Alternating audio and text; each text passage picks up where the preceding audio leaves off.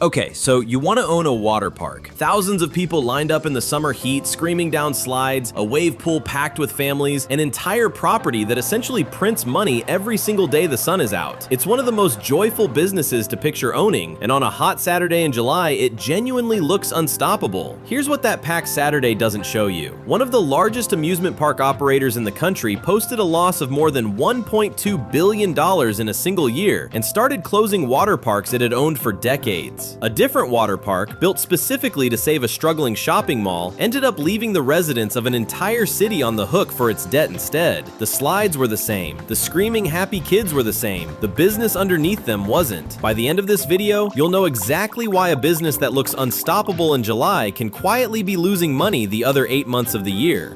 People think a water park is an entertainment business, where the point is building thrilling enough slides to draw a crowd. In reality, it's closer to a seasonal manufacturing plant with an enormous fixed asset that only gets to run at full capacity for a few months a year. The slides, the pools, the pumps, and the water treatment systems represent tens of millions of dollars of capital sitting mostly idle for more than half the calendar, waiting for exactly the right weather window to generate almost the entire year's revenue. Miss that structural reality, and you can build a genuinely spectacular park that still can't cover its own bills in February. An outdoor seasonal park is the classic version, the one most people picture, typically operating somewhere between 3 and 5 months a year, entirely at the mercy of weather and school calendars for the rest of the time.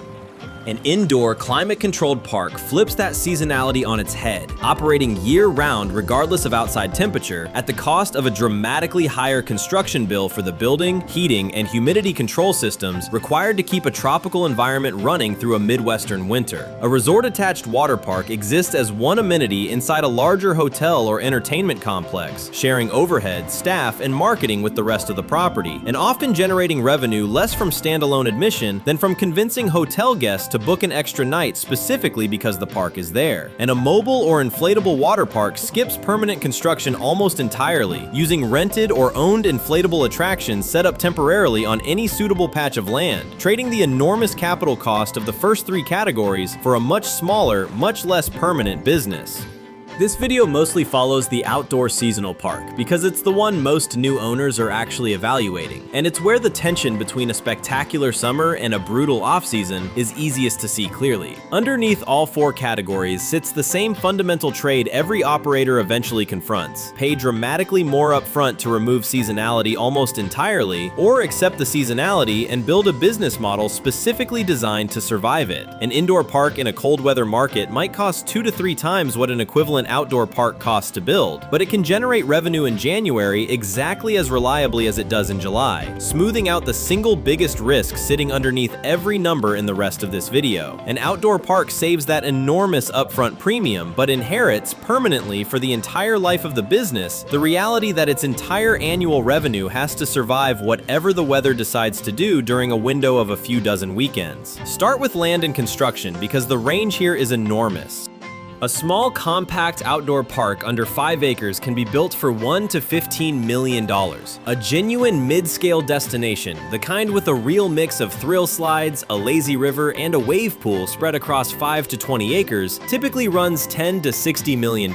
Push into full resort territory, a climate-controlled indoor facility attached to a hotel, and costs routinely exceed $70 to $90 million for the water park alone, with the largest resort-scale projects, hotel tower and all, pushing past several hundred million. Land itself adds its own wide range, anywhere from $20,000 to $2.5 million per acre, depending entirely on location, and a typical outdoor park needs 8 to 15 acres just for the footprint before a single slide gets installed. The slides and attractions themselves, the park guests actually came for, typically represent 40 to 50% of the total construction budget on their own, with individual major slides running from $120,000 up past $1 million each, depending on height, materials, and complexity. And underneath all of it sits infrastructure almost nobody budgets for correctly the first time. Water filtration and treatment systems large enough to process an entire park's water volume multiple times a day. Systems that alone can represent a meaningful fraction of total project cost. None of these figures are static once construction actually begins either. Uneven terrain, unexpected soil conditions, and underground utility work can swing a project's budget by millions of dollars on a property of any real size. And developers in this specific industry report seeing swings of $2 million or more on projects over 10 acres, often because a design gets finalized before the actual construction contractor and site conditions are locked in.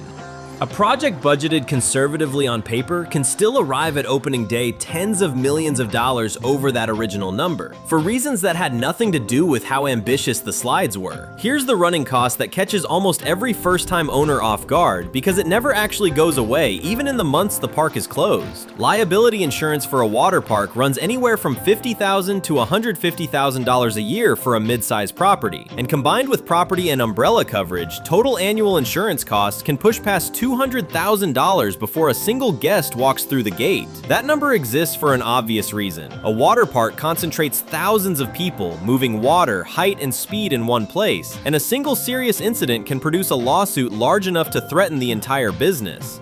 Standard general liability often excludes aquatic-specific risk entirely, meaning a real water park needs specialized coverage, umbrella policies stacked on top running into the millions, workers' compensation for a large seasonal staff, and business interruption coverage in case a mechanical failure or safety incident shuts the park down mid-season, precisely when almost the entire year's revenue is supposed to be arriving. Insurers underwriting this specific industry look closely at operational discipline before setting a price. Lifeguard staffing ratios, documented water testing schedules, safety training records, and even the physical condition of signage all factor into the quote a park receives. A park with a genuinely rigorous safety culture can meaningfully lower its own premium over time. A park with a spotty inspection record, or one that's had a prior claim, can see premiums climb sharply, adding real cost to a fixed expense line that, unlike payroll, can't simply be reduced by cutting staff during a slow week. This is the structural fact that shapes every other number in this video. A typical outdoor water park in a temperate climate operates somewhere between 90 and 150 days a year, roughly Memorial Day through Labor Day, sometimes with a shortened shoulder season on either end if weather cooperates. That means the entire construction cost from the last section, the loan payments on it, the insurance that runs all 12 months, and the base level of year-round staff needed for maintenance and planning all have to be recovered inside a window that's often less than half the calendar.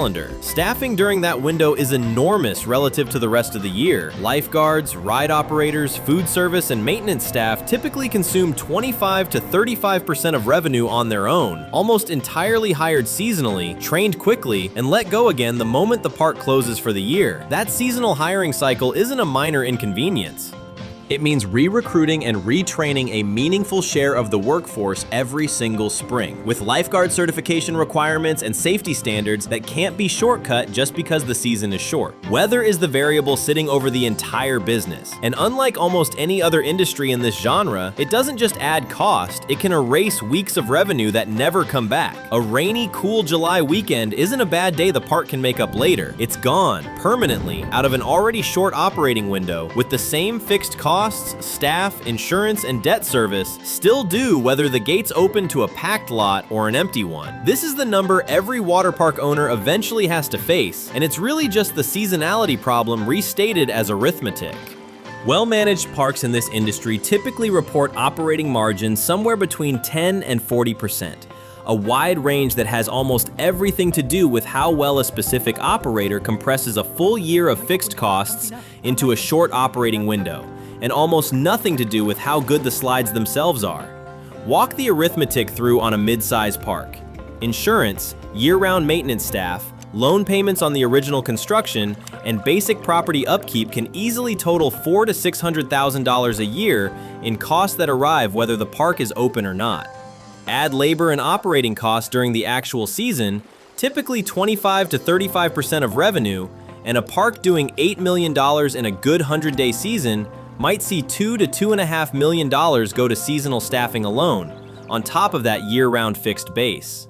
For the math to work at all, the park needs to generate enough margin in roughly 14 weekends and the days around them to cover costs that a normal 12-month business would spread across 52. Industry data suggests most water park operators reach genuine break-even within 2 to 3 years of opening, assuming reasonable planning, a sensible location, and a pricing strategy smart enough to capture more than just single-day gate admission. That last part matters more than it sounds. Season passes, group bookings, birthday party packages, and food and beverage sales are what actually smooth the extreme volatility of pure daily attendance, converting some of that short, weather-dependent season into revenue that's at least partially locked in before the first hot day even arrives. A park relying purely on single-day walk-up tickets is betting its entire year on the weather cooperating on exactly the right weekends, with essentially no way to hedge that bet once the season has started.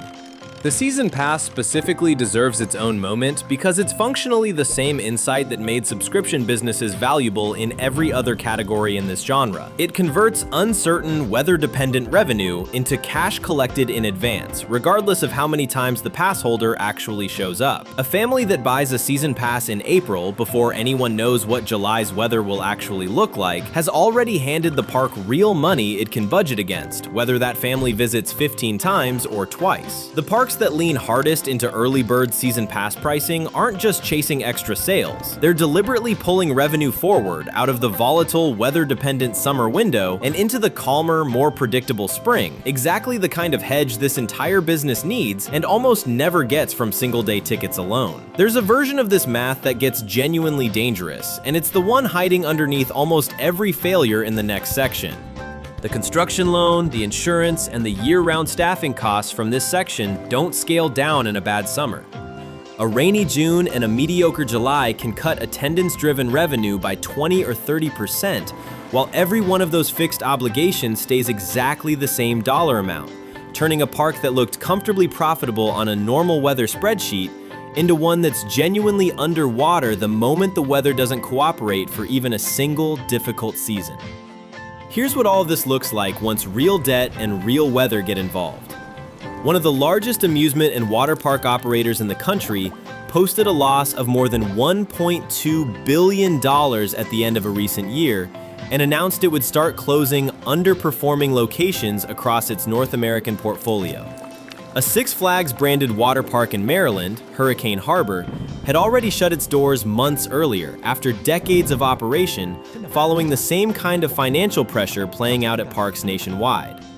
The rides didn't get less thrilling. The slides didn't get less popular on the days they were open. The company was carrying costs, much of it fixed and year-round, that a shrinking, increasingly weather-dependent, increasingly seasonal labor-constrained business simply couldn't cover anymore, across an entire multi-park portfolio. A different, smaller-scale case shows the same structural risk from another angle entirely. A shopping mall's owners financed a water park attached to their struggling property using a public-private financing structure. If the water park's own tax revenue ever fell short of covering its debt payments, the surrounding city was contractually on the hook to raise other local taxes to cover the gap instead. For years, that backstop sat quietly in the background, untested. When mall foot traffic collapsed and the water park's own revenue came in below projections, the backstop became real, leaving residents of the city, not the original investors, absorbing a shortfall from a business they never chose to own a piece of. The lesson isn't that water parks are uniquely risky attractions. It's that when a genuinely seasonal, weather-dependent business gets financed with debt sized for its best-case summer rather than its worst-case one, someone eventually has to cover the gap between those two numbers, and it isn't always the person who signed up to take that risk in the first place. A third pattern shows up again and again in smaller, independently owned parks specifically. Operational failure compounding financial failure. One regional water park spent years cycling through missed opening dates, mechanical breakdowns, and staffing shortages severe enough to force early season closures, eventually falling behind on obligations to the small business lenders who had financed it in the first place. The park ended up under court-appointed receivership before finally closing for good. None of that started as a financial problem. It started as a maintenance and staffing problem. In a business with such a short season that a few weeks of downtime for repairs isn't a delay, it's a meaningful chunk of the entire year's revenue gone before a single additional dollar could be earned back. Set those failures against what a well-run water park in the same broad industry can look like. The Island Water Park at Showboat in Atlantic City opened in 2023 at a cost of roughly $100 million. Built inside a former casino property with day passes priced around $89 per person. It represents the same basic bet as every park in this video. Tens of millions of dollars committed against a seasonal, weather-dependent revenue window. Just underwritten, financed, and operated with a clearer eye toward what that specific bet actually requires to pay off, rather than assuming a packed Saturday in July would be enough to carry the other 8 months on its own. Zoom out from any single property and the same pattern shows up at the industry level. The wave of park closures happening across the country isn't concentrated at small, obscure operators nobody's heard of. It's hitting major, decades-old brands with real scale and real institutional financing behind them, precisely because consumer discretionary spending softened across an entire economy at once. And a business with almost no ability to make up a lost weekend has nowhere to hide when that happens broadly, all at the same time, across every property in a portfolio simultaneously. Put a full year on a mid-size outdoor water park, starting with the version where the weather actually cooperates. In the optimistic scenario, the park gets a warm, dry season with minimal rained-out weekends, sells a strong season pass base early in the spring that locks in real revenue before the gates even open, and keeps insurance, maintenance, and safety standards tight enough that no mechanical downtime eats into the short operating window. Attendance-driven revenue lands well above the prior year's average, food and beverage and group bookings add a healthy margin on top of gate admission, and the operating margin comes in near the strong end of the industry range, comfortably covering the year-round fixed costs, insurance, and debt service with real profit left over once the gates close for the season. In the realistic scenario, 2 or 3 ordinary things go wrong at once. Nothing scandalous, just the normal friction of a genuinely weather-dependent business. A cooler, wetter June cuts into the early season exactly when season pass momentum matters most. A single mechanical failure on a marquee slide takes it offline for 2 of the park's 14 operating weekends during routine but unavoidable repairs. And rising insurance premiums, a trend affecting this entire industry as claims and severe weather risk both climb, add tens of thousands of dollars to a fixed cost base that was already locked in before the season started. None of these pressures individually would sink a well-capitalized park. Stacked together, inside a season that's already less than half the calendar, they can turn a comfortably profitable year into one that barely covers debt service. On the exact same slides, the exact same staff, and the exact same admission prices that worked perfectly in the optimistic case. That's the gap this business runs on, somewhere between a genuinely strong summer and a quietly underwater one. And the deciding factor was almost never the quality of the attractions themselves. It was how much fixed cost, debt, insurance, and year-round overhead got built into a business that only gets to earn money 100 or so days a year, and whether the original financing was sized for a normal season or an optimistic one. Run the same divide across an entire regional market instead of a single park, because that's essentially what happened to the larger operators now closing locations. A metro area can support a certain number of water park attractions given the population and disposable income within a reasonable driving radius during a genuinely short season.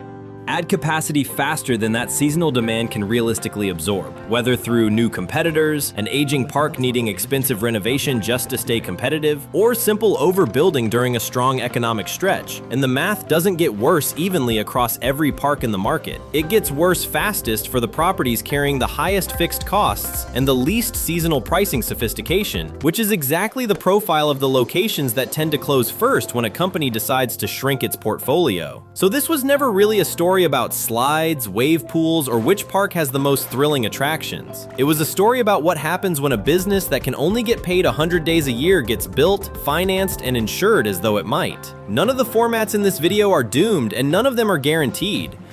A conservatively financed park with a strong season pass base, disciplined maintenance, and insurance sized for the real risk it's carrying can generate real sustainable profit for decades, the way the strongest regional parks in this country already do. A park financed for its best-case summer, with thin margins and no real hedge against a bad season, can lose the entire business to 2 or 3 ordinary bad weather years, no matter how many families walked through the gates on the good days. What separates the two was never how fast the slides are. It's whether anyone stress-tested the business against a genuinely mediocre summer before the concrete for the wave pool got poured. The operators who make this work across decades tend to describe it the same way. The fun part of the business, the slides, the wave pool, the birthday parties, is also the easy part to get right, because guests will forgive an ordinary attraction lineup far more readily than a business can forgive an ordinary balance sheet. The hard part was never designing a bigger slide.